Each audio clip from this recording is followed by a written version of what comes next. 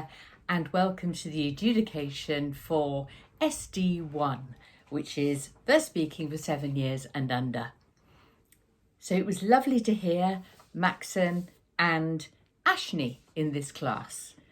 And the poem that you chose to speak was A Spike of Green by Barbara Baker, which is a really lovely poem for this time of year because it's all about new growth in the spring, something that we're all looking for, aren't we? Those little daffodils and crocuses that are coming up. This little poem had a very nice natural rhythm running through it, which you both achieved. You can hear it in the first verse. When I went out, the sun was hot. It shone upon my flower pot. And then in the second verse, we get that excitement that comes from seeing the first little spikes of green coming up through the ground. And this is a really important verse, I think, and I was looking for that expression on your faces.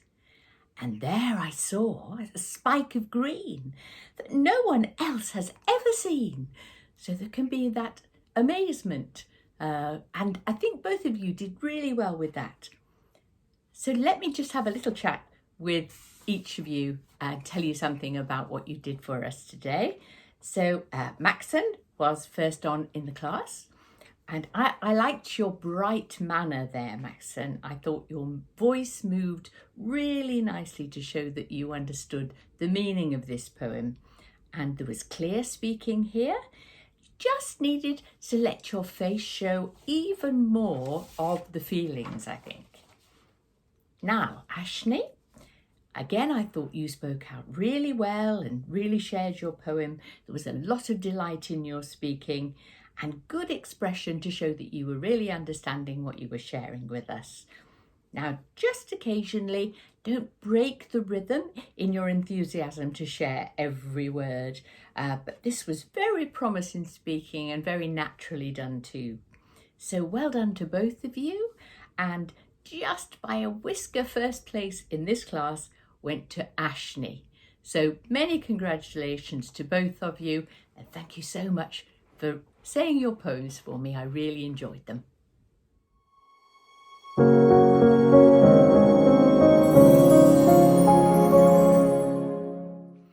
Hello there.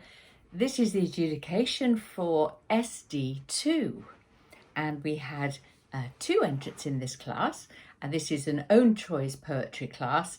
And first of all, we had Ashney, who did the painting lesson. So let's have a little talk about this lovely poem by Trevor Harvey.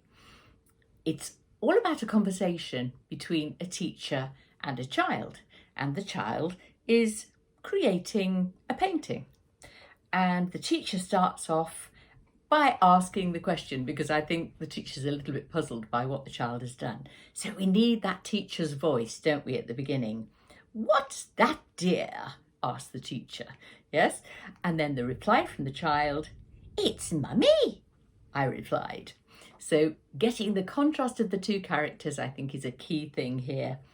And then, of course, the teacher tries to explain why what the child has drawn is not appropriate because it doesn't look like a person.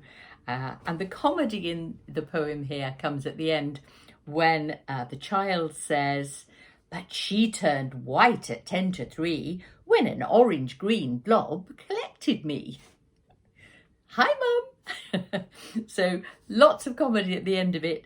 And I loved the way, Ashney, that you made a really good effort to create the conversation and the natural rhythm in this. And I think you found most of the natural timing very well. Perhaps the voices of the child and the teacher could have been even more individual, but it was a very good effort. And there was a really good sense of fun as well in the ending of the poem. Perhaps you could use your face even more at times, but you really understood this and you shared it with a lot of confidence. And so now we have Poppy, and Poppy did My Puppy as her choice. And this is a delightful little poem about a naughty little puppy who always runs away and won't stop when somebody says stay. but just keeps running and running down the street until, of course, they hear that favourite word. And the ending of this is very important because you just have the same word, treat, treat, treat, 3 times. What you have to do is to make it sort of build. So we get is when he hears his favourite word, treat, treat, treat. Yes, to make a really nice climax in the poem. So Poppy, I thought you were working very hard to say the title and the poet's name clearly for us. And I thought you spoke this poem with a nice sense of fun, with lots of expression on your face as well. Perhaps just get a little bit more of a climax in those repeated words at the end, but a very confident performance, so well done. So when we look at the placings in this class, again, it was very close. The winner here is Ashni.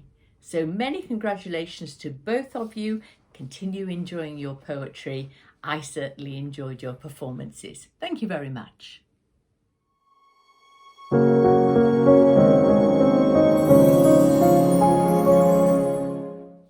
Hello everyone, and welcome to the adjudication for class SD3. And this is verse speaking for 8 to 11 years. And there were a choice of 2 set pieces here. So let's have a little talk about each of them. The first one was Sweet Song by Vernon Scannell. And this is a poem I really enjoyed because I'm a bit partial to a few nice sweets, in particular coconut mushrooms. That's my favourite. Anyway, in this poem, it's very important that you try and give us a sense about how you feel about the sweets. And I thought that the people who performed it tried to do this. And because really it's just a list of sweets, you have to really think about each one and how you respond to it. And there isn't really a right or a wrong way to do it, but there should be a sense of each one making you feel slightly different. For example, caramel and butterscotch, bullseyes, raspberry treats, treacle toffee, acid drops, pastels, crystal fruits, bubblegum and licorice sticks as black as new gumboots. So there is a sense of each one having its own place in the voice and showing on the face how you feel about it as well. It has a nice rhythm all the way through, but it's very much about bringing to life this list of sweets. Now then, Waking Up, a very different poem indeed. This is all about what happens when we're having a wonderful, wonderful dream, and then suddenly we wake up in the middle of it and we wish we knew what was going to happen next. And then, of course, the dream fades and we can't remember what happened, which is always rather sad. So this poem is about a child who's really trying to explain this sense of, oh, I woke up and what was happening? So that the timing of those lines is very important. So in verse 2, we got, my dream was all about, how funny though, I've only just dreamed it. And now it has begun to blow away like dust. So there are a lot of contrasting emotions in this poem. And also there's a quite complicated bit of sense in verse 3, where in the 3rd and 4th lines, we get, I can't remember, oh, it is too bad, my dream a bit. When you first look at that, you might think, oh, that doesn't make sense. But it does if you think of the main bit of information as being, I can't remember my dream a bit.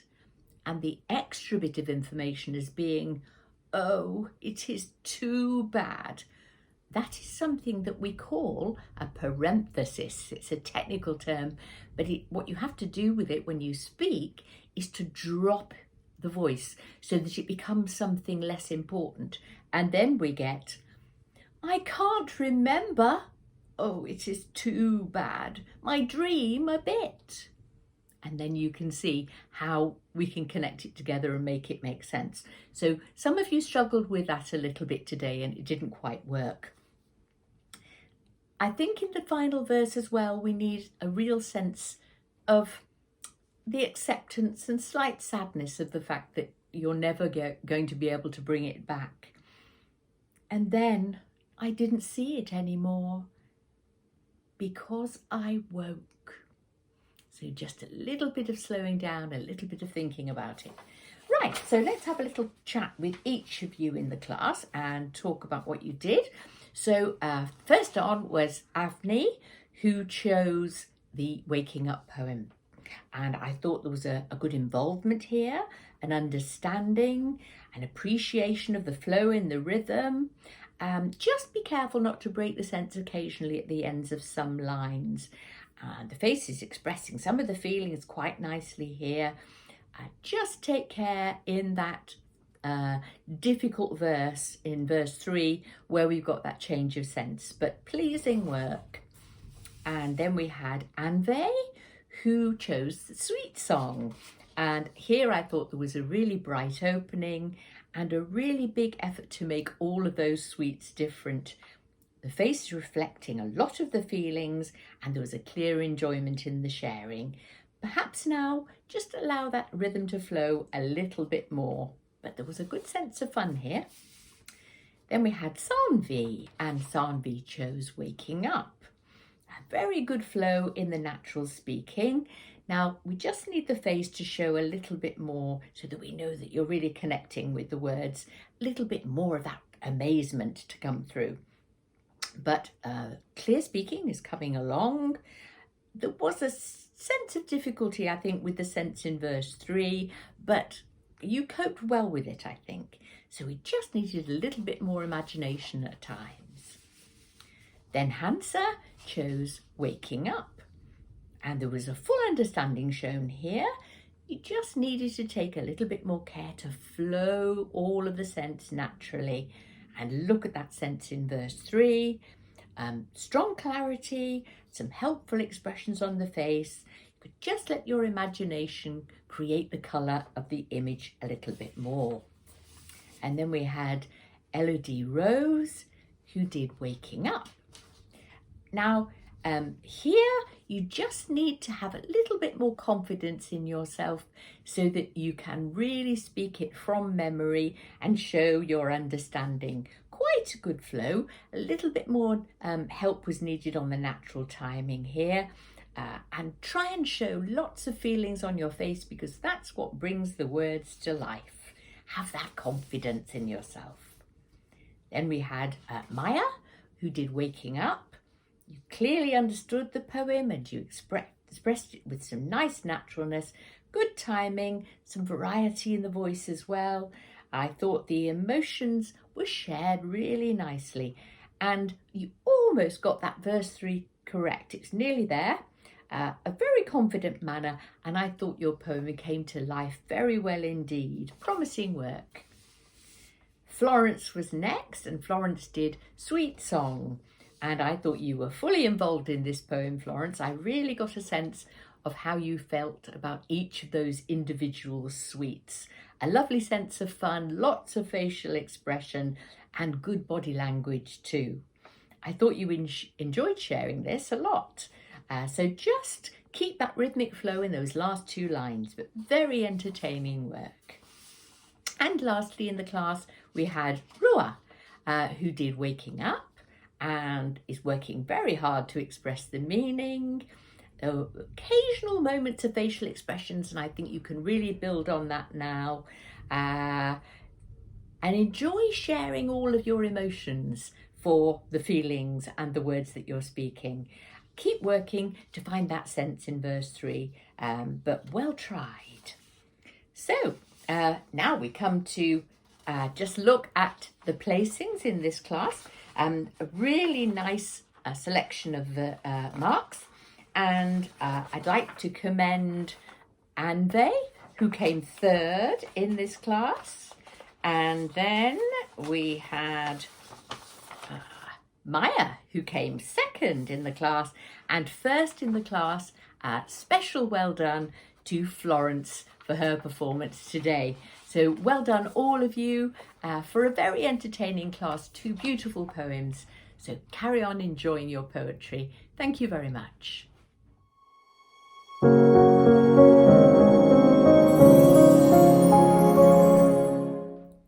Hello everyone, and welcome to the adjudication for prose reading 8 to 11, class SD17. So we have two set extracts here, both of which were chosen.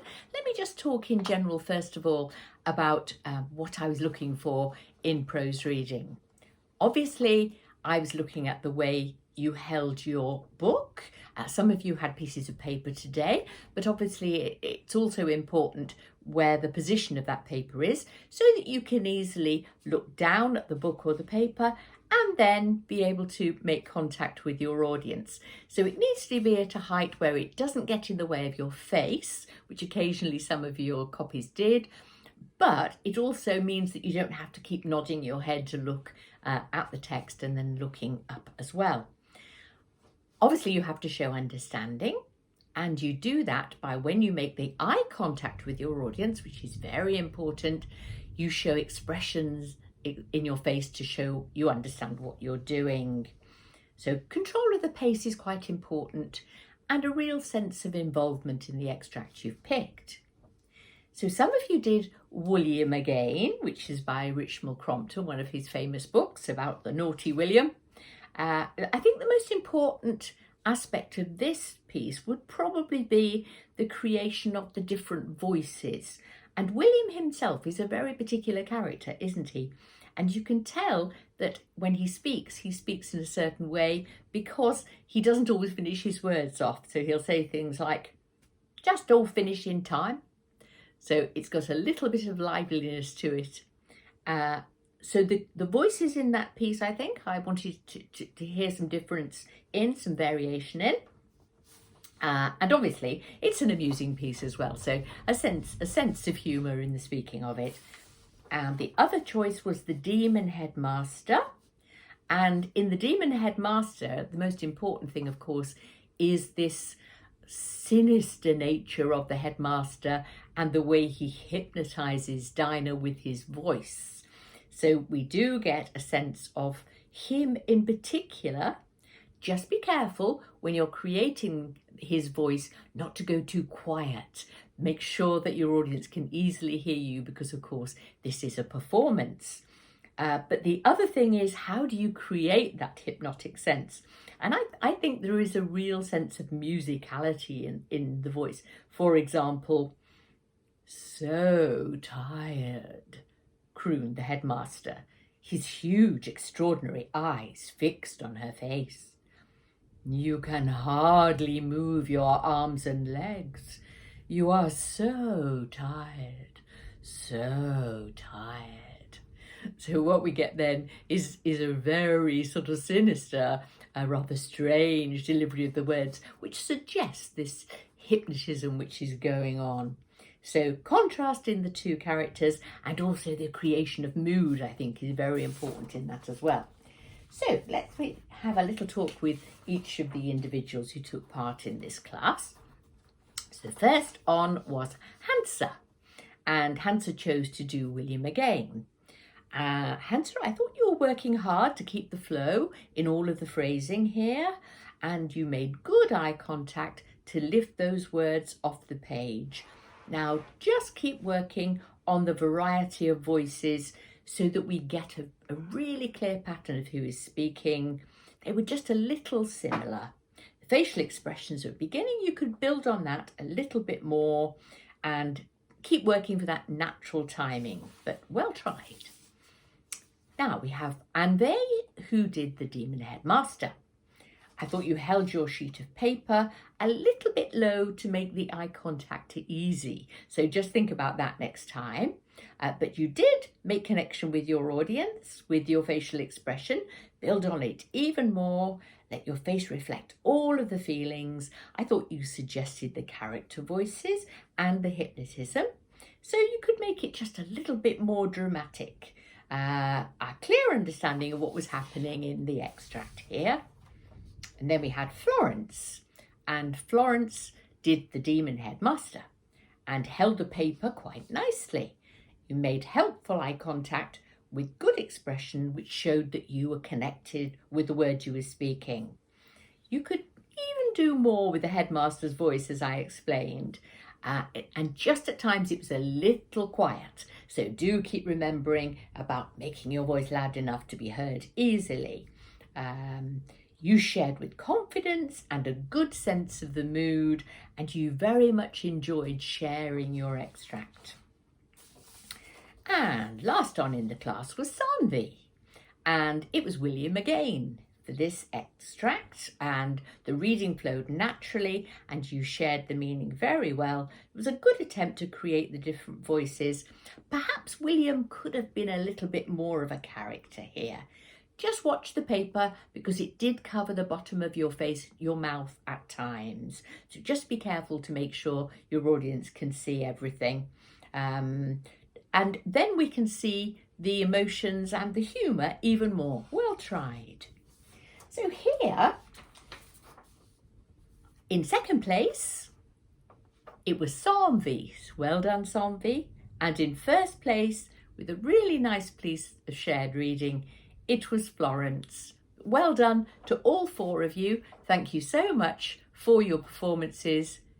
I enjoyed them all. Thank you.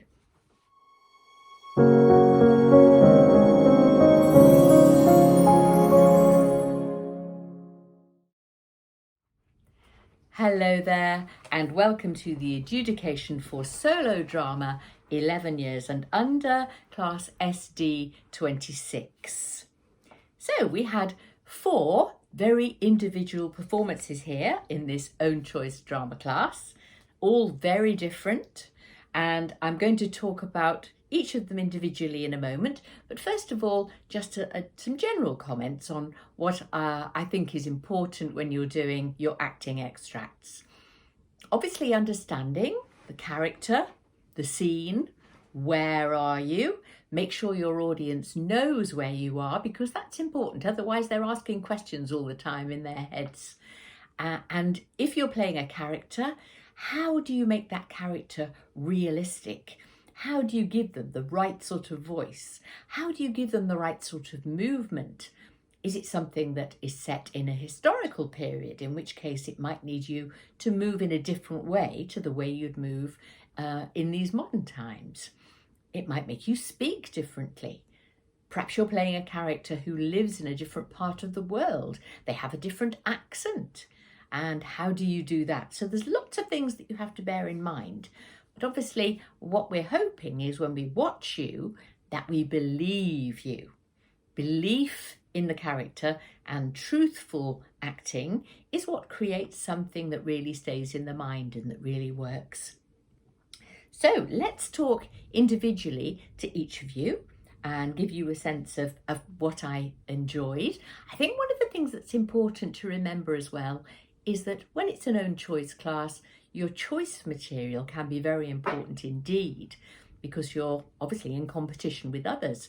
If you pick something that's very simple and which doesn't have much dramatic build in it and much chance for variation, it doesn't show your talent off so much as something that does. So always bear that in mind. Right, so Imogen was first in this class, and she did the character of Madame Arcati from Blithe Spirit by Noel Coward. So this is a very particular style of acting and a very interesting style too.